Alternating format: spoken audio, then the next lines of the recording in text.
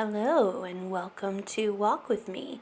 On today's episode, I'm walking while watching Bridgerton, Season 3, Episode 6. I'm at the last about 15 minutes, and I will warn you, there will be spoilers. So if you haven't watched it yet, then maybe you shouldn't listen, unless you're okay with spoilers.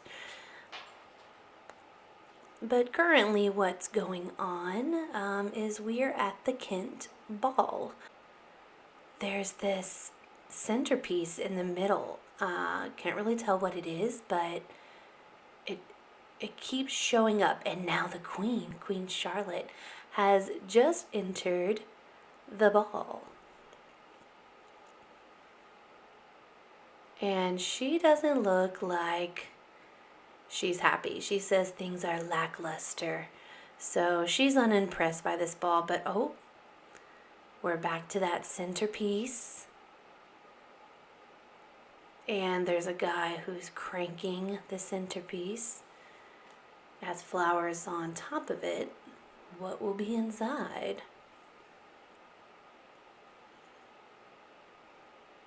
It's unfolding, as if a flower is blooming.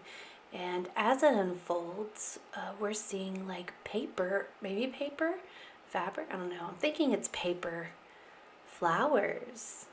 And like to me, I mean, it's cool. Doesn't look like anything like spectacular, but I suppose this long ago, back in the Bridgerton times, that would be pretty cool. Oh, and the Queen, she is pleased. So that's good. They finally pleased the Queen at the ball. So yeah, back to liking or disliking season 3.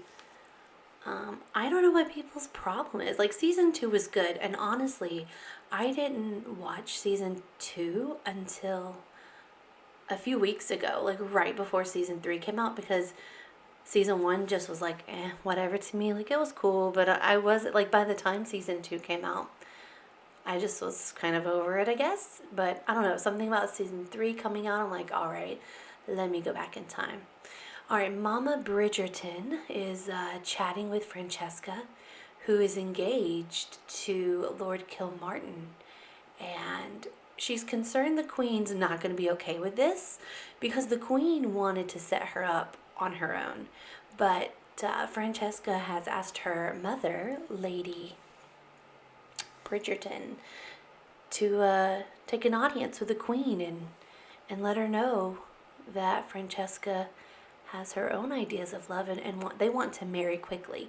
But for some reason, Mama Bridgerton, she's hesitant, and I can't figure out why, because a few episodes ago, I swear she was happy that Francesca had found a love match on her own. But let's see.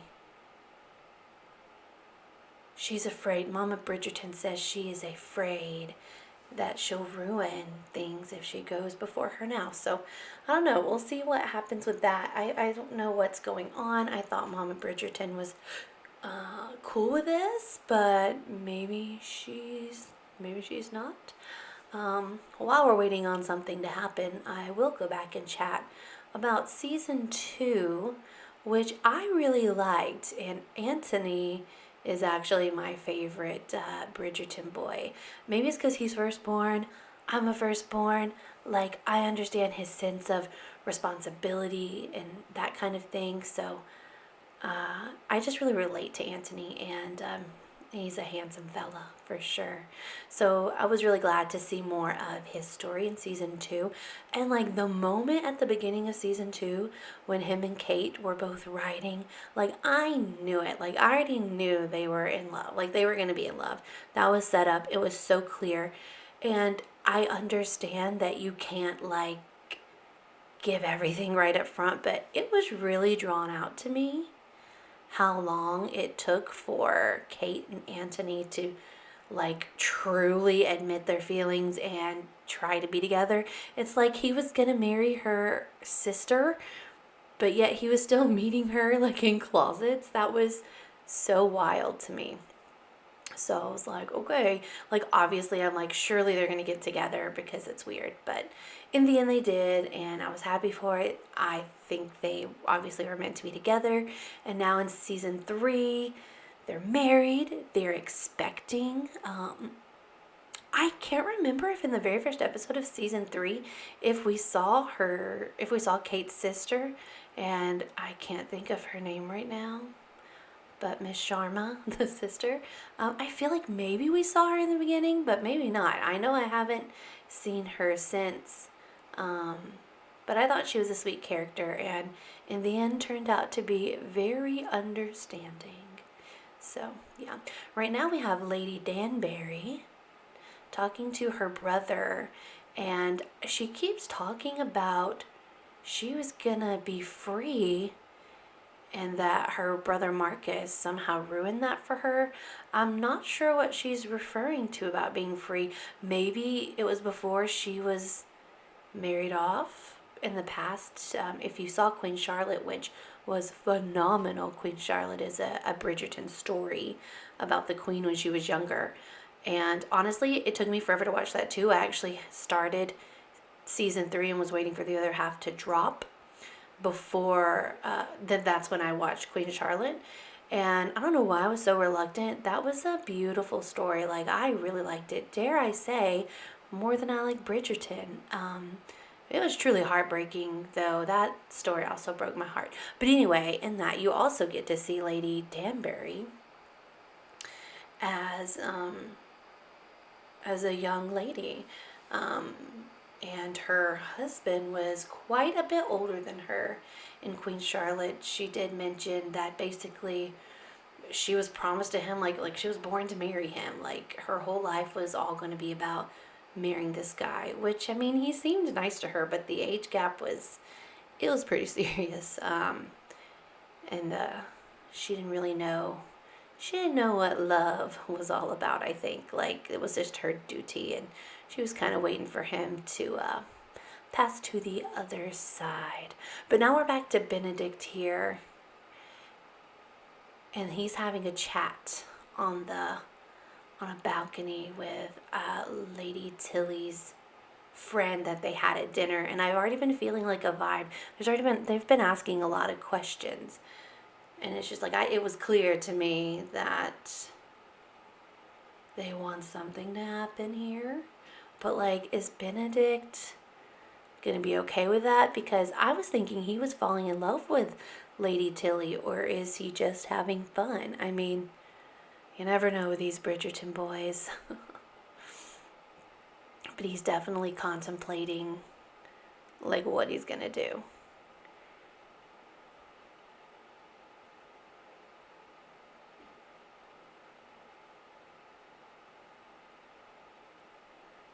All right, and Benedict is going back inside after having a smoke, which I don't really see many people smoke on Bridgerton, or I haven't paid attention. But Lady Tilly is smooching with this other fellow, and yeah, Benedict is not looking happy. And wow, instead of running off, he's interrupting them. So yeah, I'm not sure about this Lady Tilly lady. I don't know that I like her. I mean, I get it. Maybe Benedict's just having fun. Yep, that guy just said, would you like to join us? Like, yep. Not sure how this is going to go down, but I mean, what order? I don't even know what order Benedict is in the Bridgerton family, but I feel like he's older than Colin. Like, I thought it was like Anthony and then Benedict and then Colin. I mean, the girls are probably somewhere intertwined between them, but yeah, like, is it not odd that now Colin, who I believe is younger, he is engaged to be married to Penelope, which, yay, I am so happy about that. I don't know if it's a little predictable or what and how people feel about it, but, like, this was a yes for me. But, like, Benedict, like, I think Colin's your younger brother, and I feel like you're not getting your stuff together. Okay, here is Lady Cowper and Cressida Cowper arriving at the Kent ball. And this is a surprise because last I saw them, they were trying to figure out what they were going to do with this Lady Whistledown business because, here's a spoiler, she's claimed to be Lady Whistledown, which, if you watch the show, you know it's not true. Oh, and some ladies like saying, don't speak to her, she's the devil. Which is so funny because everybody likes to read Lady Whistledown, but now they think they know who she is and they're hateful. But the queen basically was like, I don't want to see you, girl. So I'm surprised that she showed up here. Not really sure what her end game is, but I guess we'll see.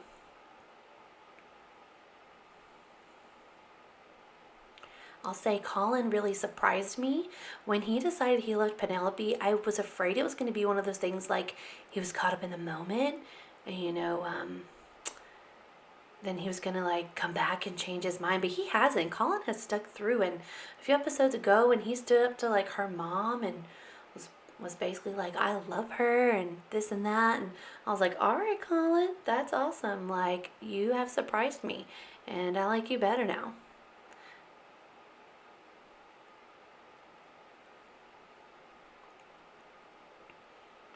All right, the Cowpers, they're looking awfully suspicious, like checking a clock, looking around, but they're just standing at the door, like no one has even spoke to them.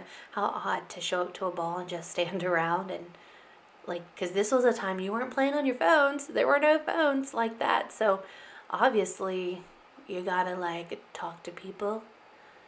Oh, and Penelope is clearly frazzled because she's dancing with Colin and she's stepping on his feet.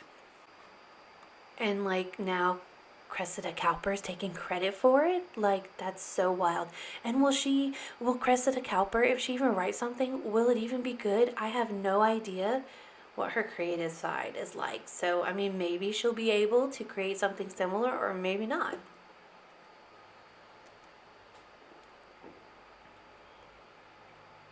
And here's Penelope offering to edit Colin's writing if he's going to have a manuscript, but he wants to prove it to her. He just doesn't know how good of a writer she is, but that was sweet that she wants to help him and for him to be successful. Oh, now Cressida and Lady Cowper, they've went to get an audience with the queen, I suppose. I'm not sure if she summoned them or if they just showed up, but there they are. And yep, as I figured, the queen, she is unhappy. She's like, girl, did you get invited here? And Cressida's like, no. And she's like, I told you, but she's basically like, I told you not to show up. I didn't want to see you. Oh, Cressida's looking very happy. She says she has a gift for the queen. Let's see what the gift will be. Okay, we have some staff coming in with trays. It looks like there is a Lady Whistledown article here. And people are frantic trying to get one. They want to know what is going on. Here's one for the queen. Like, how is she going to feel? Is this going to be the real Lady Whistledown? It looks more like a postcard than an actual, like, the normal template article. Yeah, this is definitely like a postcard. It says, Dear gentle reader, there's no rest for the wicked. What else is she going to say that's of importance? She's been enjoying basically a break from observing everyone, but don't worry, she's going to be back. She's going to have a full issue soon. And now that you know my name, you should have no doubt that I know you even better. It says, yours truly, Lady Whistledown. It says, or forever now, Cressida Cowper. So girl has embraced this. She's like, this is me. She's really claiming it. And the queen looks pretty pleased about this. She's like, I want to see tomorrow's issue. I really hope Cressida's been working on tomorrow's issue because, like, does she even have somebody to print this for her? Like, I don't know what her connections will be. And I wonder why her dad, Lord Cowper, never goes anywhere with her mom. I never see him except at home when he's being hateful. All right, everyone's looking around. Here's Eloise and Penelope talking, which they don't do much these days, and I really loved their friendship. And honestly, I thought Eloise has been a little much and a little dramatic about all of this.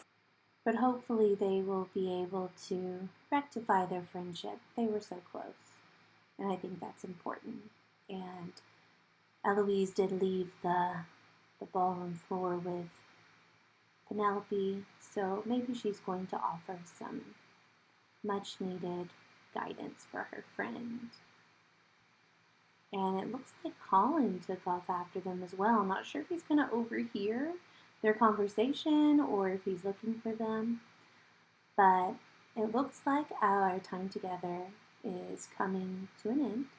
I am going to finish the episode. There's just a few minutes left.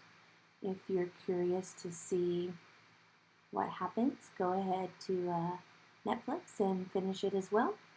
And thanks so much for walking with me today. I'll see you next time.